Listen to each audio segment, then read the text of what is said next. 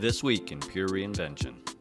Pure Reinvention is a breath of fresh air to me. There are a lot of resources out there. There are a lot of books I can read. There are associations I can join for my own professional development. But what I'm really looking for is an environment in which I can network with other executives who aren't interested in doing things the same old way, who are interested in creating a new paradigm for association management that takes our business operations and the service that we provide to our members and our customers to a different place. Episode number 48, Bonnifer Ballard, Executive Director, Michigan Section of the American Waterworks Association. Engage, disrupt, adapt, repeat. You're listening to Pure Reinvention, the podcast for curious people. Welcome to this edition of Pure Reinvention, where our mission is to create space for the unexpected by inspiring a reinvention lifestyle. Misty, how are you? I am very good today. How are you? What a great interview we did. It is really good interview. I had to put a couple of extra greats in there because I know you were ready for it to be great. No. Yes, I was. I was always ready for it to be great, although it did take an unexpected turn in content, and it was a pleasant surprise. I don't know what I expected, and I know that's what you're going to ask me. Yeah, no, Bonnifer is one of those executives who has developed into the association field who really is a breath of fresh air. In fact, I think she used the word refreshing, and we feel that she's quite refreshing as an executive to be really looking for the what's next. I think so. She had a lot of great things to say about Pure Reinvention and the process, and what I love about that, besides the fact that she said it without us paying her to say it, is that she's somebody that gets it. And it's always exciting when you work so hard on something, to really see somebody out there that understands what we're going for. I think part of what is really interesting when you spend time with Bonnifer is Bonnifer is hungry to start consuming this material that is being produced as we speak. This is not material that is, has been produced for the last 100 years and has been bound in a book in a library somewhere. Bonnifer is just extremely hungry to digest everything that other executives in the same space are creating and experiencing so that she can use it to her advantage. That's true. She has some really good lessons for us about learners as owners, and it resonated with me because I felt that way before, that I can go sit in a workshop or speak to someone, but if I'm not going to own whatever knowledge that's given to me, it's kind of useless. Yes, Bonnifer is willing to take on that ownership. She's willing to commit to investing and to taking her association on that journey because she recognizes that times have so dramatically changed. That's another good point. She translates it really well, her personal experience to what she wants to deliver for her members. So let's go ahead and listen and talk about that a little more on the other side.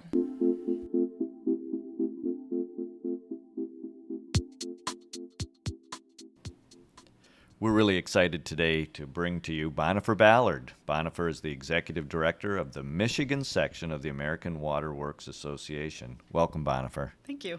Bonnifer, tell us, for those who haven't had a chance to meet the wonderful personality that you are yet, tell us a little bit about your background. Well, I started in nonprofit management about 20 years ago. Answered a simple ad for a registrar at an association management company, and that started my career in nonprofit management. Most of it has been in associations, but a good portion in charitable organizations as well, and a little stint in for-profits. Okay, great. And are you native to Michigan, or is Michigan a new state for you? I'm actually native to Michigan. I grew up in Ann Arbor. I kept leaving and coming back, but I think we're back for good this time.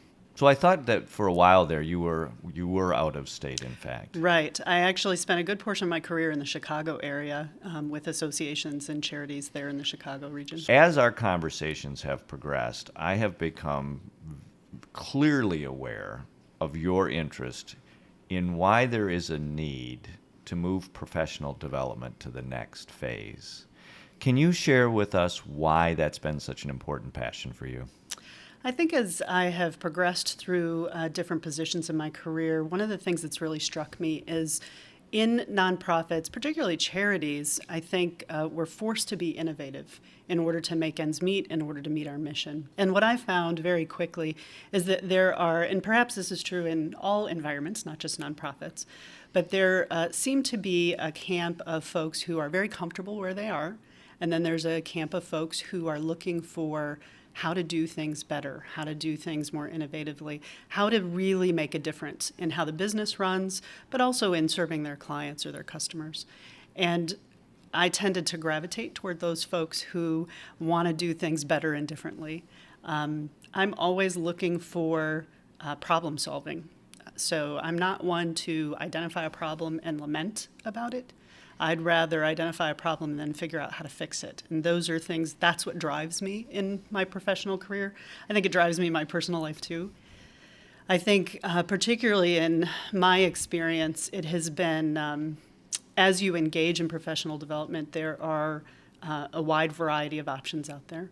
And the ones that have captured my attention are the ones that are not the same as what it was 5 years ago. So every time I engage in a professional development experience, I'm looking for something new. If I've already experienced that, I'm not interested in that. I can get that from books. I can get that from magazines. I can read blogs. Those are all great sources. But if I'm going to invest time and money in professional development, I want it to be taking me to a new level. I want it to introduce something new to me. So explain to us what you would consider to be kind of the older way of professional development so we can begin to understand what would be new. Sure. So I think traditionally we all tend to gravitate, and we've all experienced that seminar where you sign up, whether it's online or in the mail, and you show up at a meeting room and you sit classroom style with a table and maybe there's coffee, refreshments, and you look at a screen and you listen to someone walk you through a PowerPoint presentation. And although that has some value, I don't find that particularly engaging. And I could probably download that PowerPoint and figure out the point of the presentation. So there are a few presenters out there that, I'm sure there are more than a few, but there are a few that understand that PowerPoint is a tool. It's not the presentation. And so the better ones tend to be very light on what's on your PowerPoint screen, whether it's text or pictures. And so you really do get engaged by what the presenter has to say. But it is the style in which they deliver that information. It's the storytelling that they use. Those are the things that bring me forward in that experience. I think the days of standing in front of a class and flipping through slides, and particularly for presenters who actually read their slides, I don't have time for that. My life is too busy, work is too busy, work is too demanding. I can read those on my own. I don't need you to read them for me. I'm really interested in understanding how your worldview and your experience helps me understand my worldview and my experience better. And so not just PowerPoint. PowerPoint shouldn't be the foundation of a presentation or professional development. It's a tool, it's not the foundation. And I think too often organizations and presenters get way too comfortable with making the PowerPoint the foundation of what they're doing. I want to go down this road and explore what you just introduced, which is this thing called storytelling. Why is storytelling such a dramatically different way and a more compelling way to pull people into the engagement of the information? It's interesting when we think about that. Storytelling has been around for a very long time. And I think that's probably the most intuitive and best way our children learn. I think somewhere along the lines, someone took that learning process apart and put it in a PowerPoint. And when you strip away the technology and strip away the habits of that, I think we go back to our roots of really understanding something more intuitively and really committing it to memory by living it through experience. And I think that's one thing that makes storytelling so powerful and so effective as a learning method or a teaching method. I think from what I understand, people commit to memory based on how something feels. So what experience they have, how they can relate it to other memories. And by storytelling, you can put that information into context that you understand. Now that starts to dramatically change the way we've been learning through grade school and middle school and high school and college. Right. That all of a sudden, from an executive standpoint, you're beginning to suggest that you, as a presenter who have experience and a story to tell, which helps me relate and understand and connect, becomes a very valuable resource for me. Not because what you're telling me is exactly everything I'm going to do, but there is enough connectivity there that I can begin to sort through the information to figure out what works for me. Right. I think one of the things that's really struck me about this idea of storytelling as learning, I am married to a teacher. My father-in-law is a teacher. My mother-in-law was a teacher. This is very organic to you, isn't it? So, and my husband actually decided not to teach an academic course. He teaches an elective course, and most of the class is in the lab, because experience is how he learned best in school and what really got him to finish school, quite frankly. And as we raised our children, we saw the same things. Both children needed to get out of the theory, even though theory is important and you need to understand that background of things. Both of our kids really gravitated more toward, help me put this into context, because I'm not going to pay attention to you if I can't relate to it. And even when I look back over all of my college experiences, even life experiences, as you're learning from colleagues, it is that story that we build around things that really commits things to memory. When I think of my favorite college professors, it's those who could, okay, so you've read chapter 5. That's great. Now, let's put it into practical terms. And really was able to help us understand through his experience or her experience, and even through the other students in the class, how that material actually could be applied. It's kind of pointless to me to read a book and read theory and speak theory if you can't actually put it to work in your everyday life. So, Bonnifer, what you're beginning to describe is a lot of what our education has been just what the subject matter is. It hasn't been able to transform itself into how do I use this? Exactly. I think the places where education has gone there, how can I use this, are the most successful. So if that is true, that we need to elevate our educational game past what it is to how do I use this to our best advantage to succeed in our endeavor, how do we open up our minds to move into that new space? Because that's a very dramatic new space from where we've been. I think there are a couple of things. First, I think as learners, we need to understand that we have a responsibility in the learning process. So we can't expect that things are going to be, we're not going to get a magic answer when we go to professional development events. So I should not expect that at the end of your PowerPoint, you're going to give me the 5 ways that I can improve my business. That's not going to happen, nor even if you gave me a list of 5 items, unless I can actually apply it to the environment in which I work, it's meaningless. So as learners, we need to take responsibility for the critical thinking piece of learning. Okay, I'm going to stop you right there, and I want you to say that again, because that is really an important thing. Say that again, Bonnifer. Okay. I think it's an important element as a learner that we take responsibility for the critical thinking component of the learning experience. And what does that mean? As learners, we can be presented with information, but that information doesn't turn into anything until we synthesize it in our own minds. So until we force ourselves to think through the problem and to put it into context in our world or perhaps in other worlds through case studies, it doesn't mean anything and you can't apply it. So it really is incumbent upon the learner to think through the problem and come up with a solution. You are now putting a lot of the responsibility for what you walk away from in an experience back on the learner rather than the teacher. I think the teacher is an important component. I think it's a partnership between teacher and student. I like that thought. I think as a teacher, their responsibility is to create the forum in which students can do that critical thinking. So it takes a skill set. This is why teachers go to college to learn to teach. And when we're, as associations, when I'm trying to find speakers for our trainings, it's really important that we find someone who understands adult learning and this sense of storytelling and this sense of creating an environment in which people can truly turn information into something meaningful. Why have you been following Pure Reinvention? Pure Reinvention is a breath of fresh air to me. As I look around at ways in which I can become a really effective executive, the resources at my fingertips are very limited. And what I mean by that, there are a lot of resources out there. There are a lot of books I can read. There are associations I can join for my own professional development. But what I'm really looking for is an environment in which I can network with other executives who aren't interested in doing things the same old way, who are interested in creating a new paradigm for association management, and really that could apply to any business because associations are businesses, that takes our business operations and the service that we provide to our members and our customers to a different place.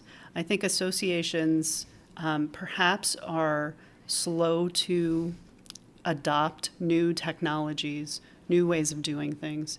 And Pure Reinvention is forcing us to look at new ways of doing things. What you're beginning to describe is there's a great need and a great interest for executives like yourself to be attracted to not the information, because that's available everywhere, but it's what do I do with this and how do I learn from others who are in similar shoes?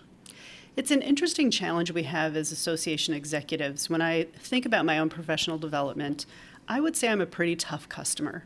So I'm very critical of the resources out there. I want it when I want it how I want it. There's becoming more of you all the time, by the way. Yes. But when I think about myself as a consumer of professional development, I can also apply that to my members and what they're experiencing. And the way in which we offer not just information, but the professional development experience, access to each other, those kinds of things aren't what they were 20 years ago, aren't what they were 10 years ago. One of the reasons that I follow Pure Reinvention is because it has forced me to start thinking differently about that association world. When I think of myself as a consumer of professional development, I'm a pretty difficult customer. I'm very critical of what's out there. And I would think that my members are just as critical. And if I would not accept the kind of professional development that my association is giving to me, then why would I expect my members to accept that same sort of traditional approach to professional development? And so, going back to the problem-solving sort of tendency I have, I think it's incumbent upon me as a learner to figure out how to make the world, how to help affect change in our environment. And I think by being associated with Pure Reinvention, I'll be able to do that. Not only will you be able to do that, you will be at the front end of that, because as Pure Reinvention is moving through its pilot phase of its offerings, of which you have been one of the first signees, we are expecting that group that has those initial experiences through our pilot will then provide us with the appropriate feedback on an ongoing basis to not create a static program that stays the same forever, but provides a dynamic experience which is always changing to stay relevant with the reality of the day. And we can't do this alone. We need individuals like you who are able to say in the vein of helpfulness, right? Not in being critical, but in helpfulness of, we need to think about this. Not you need to, but we need to, because you've taken ownership of it as well. It's really exciting to hear you talk about Pure Reinvention in those terms. I think one of the things that is exciting about the potential future for my professional development, but also for my association, is that we can begin to think differently about how we engage our members and our customers. So instead of that traditional delivery of information, delivery of networking opportunities, it is much more collaborative process. And it's interesting, I think back to a conference I went to probably 10 years or so ago, and it was one of the marketing executives from Miller Beer.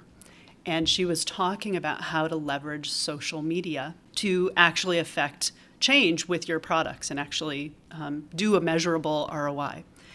But the interesting thing that came out of that conversation, and again, what I picked up from that was her story and the experience. And the interesting thing that I got out of that is that this idea that marketing is one way is long since past. And so many marketers haven't caught up with that idea. And so many association professionals have not caught up with that idea. This is a dialogue that we're creating, not a storefront widget process. And so when we start thinking about not just professional development, but the way in which members engage associations, this whole concept of member engagement, the concept of joining even, all of those paradigms are going to be shifting. We're feeling it. We just haven't recognized it yet. So it will be the bravest among us that change the way associations work. And I think it's the bravest among us who will survive, because associations historically are 10 years behind trends. We all know that. It's sort of the nature of a nonprofit environment. But consumers are moving way faster than that these days, and we're not patient anymore. And so if associations can't figure out how to deliver what members need quickly, we will lose them because there are other places for them to go. And we all have learned that every single one of us are consumers first and members second, rather than the other way around. So if you can't adjust your business to my consumer trends first, you will not have me as a member. I think it's a frightening concept for many associations to think of their members as consumers, almost a four-letter word in some cultures. And it's not that we are trivializing the relationship with members, because it's still a relationship. I think that disdain for the word customer or consumer is really born out of a misunderstanding of what that really means. Our members have always been consumers. They just have different habits now because of what's available to them. Our future doesn't necessarily mean our relationship with our members are going to be something that they haven't been in the past. They're just going to look very different. So it'll be just as important for member recognition, for member appreciation. You know, some of the things that we hold dear aren't going to leave. They're not going to go away. But the way in which we engage has to change because of the environment changing. Let's talk about an engagement you are going to be participating in very quickly. Okay. You were one of the first to sign up for our pilot program called We Invent. Yes. And We Invent is a female-only offering in that professional development space. And you've been very enthused about that event. Tell us why. There are several reasons why I'm really excited about this event. I think the idea of a cohort and a network is really exciting. To be able to have new additions to my Rolodex based on a shared experience, not just meeting at a conference and exchanging business cards, but already having a shared experience takes that relationship immediately to a different place. So I think that's one. I think the second is everyone going into that event expecting to learn from each other is an exciting concept. I'm always interested in talking about associations, drives my husband crazy. But the idea of having a group of women sit down and be able to learn from each other, war stories or successes, is really exciting. And even the things that I think I'm bringing, I know I'm going to learn something new from my experiences by sharing them with these other people. I think the other thing I'm really fascinated by is this approach, and honestly the mechanics of it, just to learn about how it works and whether or not I can apply it in my own association. I think the challenge of how to take the experience that you will have that day, which I know will be significant, and then for you as a critical thinker to be able to really be challenged with, how do I use this? Mm-hmm. How do I take this home? And how do I make this work, whatever I've learned? And the real opportunity, I think, for the people who will be a part of this cohort and a part of this experience is every single person will take home something different. Yeah. So instead of having the same PowerPoint handout, if you ask each of those 20 individuals, what did you take away from this? Each one will be different. And to me, that is one of the most outstanding successes that you can have, because then that means it was personalized, translatable, and valuable. With an experience like that, where all attendees leave with something very personal, that speaks directly to my association's goal of personal choice. So one of the things that we've identified in our strategic plan is creating an environment in which we can provide personal choice for members. Well, we can't do that if we're doing the same thing we've always done.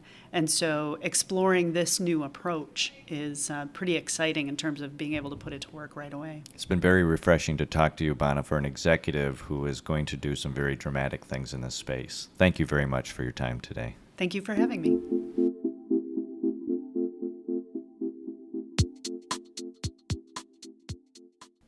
Misty, this interview with Bonnifer was just good, good, good.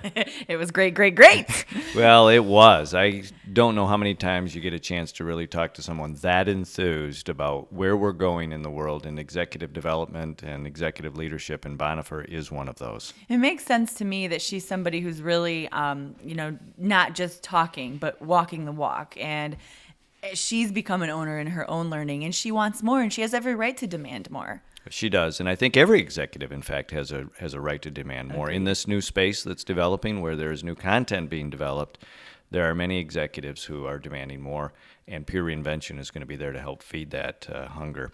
One of the areas, Misty, that Bonnifer talked about that I know is very near and dear to your heart is the role of storytelling in building the momentum of success. Talk to us a little bit about what you and Bonnifer think of how storytelling weaves into this. Yeah, I really liked the way that conversation went when you guys talked about storytelling and what she said about storytelling creates memories, and we learn better from having those sort of memories. And she's so right. I have sat in presentations that are very sit and get, like she described, stare at a PowerPoint for an hour and walk away with quote unquote deliverables.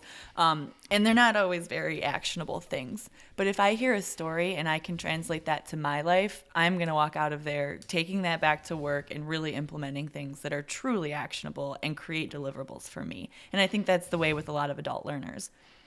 It seems like that storytelling is a very, very different than the academic approach that we have been used to before, that is many times captured on PowerPoints. And I think for a lot of people who are raised in the academic approach, storytelling seems a little juvenile. Yet the reality is, because it's something we can all connect with, that storytelling really is the beginning of how we open up our minds to taking on this new information. Is that kind of how you see it, Misty? Yeah, and you're right. I think you're right. Juvenile is a good word for it sometimes, because it feels like you're not getting that master's level stuff that we as adults kind of expect in our professional development. But I go back to something that Stan Smith said in a podcast a few episodes back now. He said it goes back to the old days of sitting around a campfire and telling a story. It doesn't have to be once upon a time they lived happily ever after.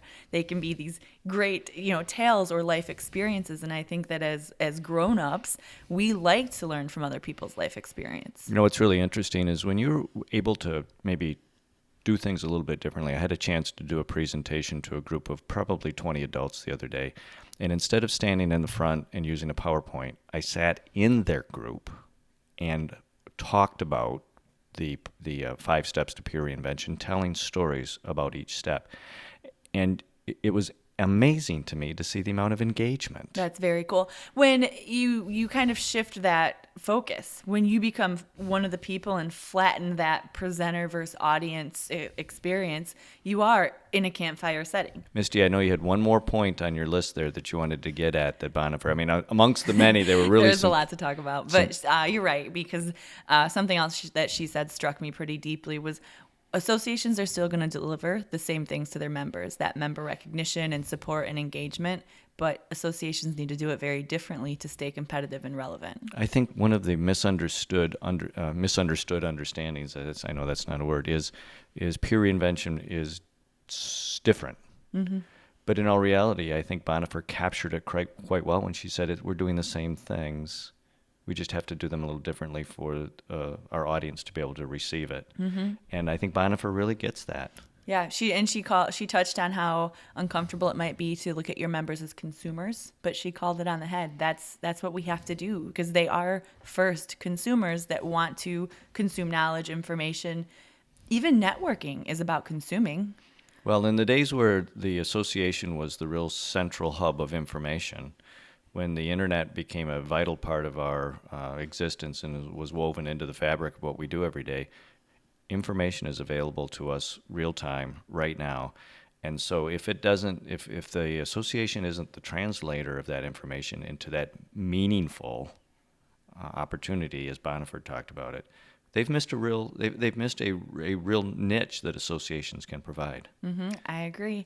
One quick last thing I'd like to mention, that, and we talked about it in this interview, Bonnifer's part of the We Invent experience coming up at the end of this week. She is so excited about that. In fact, I've got to make sure I tell you this, Misty, because I haven't told you this before. Bonnifer was one of the first ones to sign up for We Invent. I mentioned to her when we were doing the interview that I would expect that since she's on the west side of the state, that she would be lobbying for a west side of the state cohort. And she turned at me and she said, "If you don't do it, I will." That's good. That sums her up, I think. Well, and I think that's the role that associations have to recognize going forward, is that we either adapt and change or someone else will. So if you're ready to make a change, make it a change that lasts. Make it pure reinvention. Thanks for listening to this episode of Pure Reinvention. Keep the conversation going and get alerts when new podcasts are up by following us on Twitter at Pure Reinvention, or sign up for our mailing list at purereinvention.com.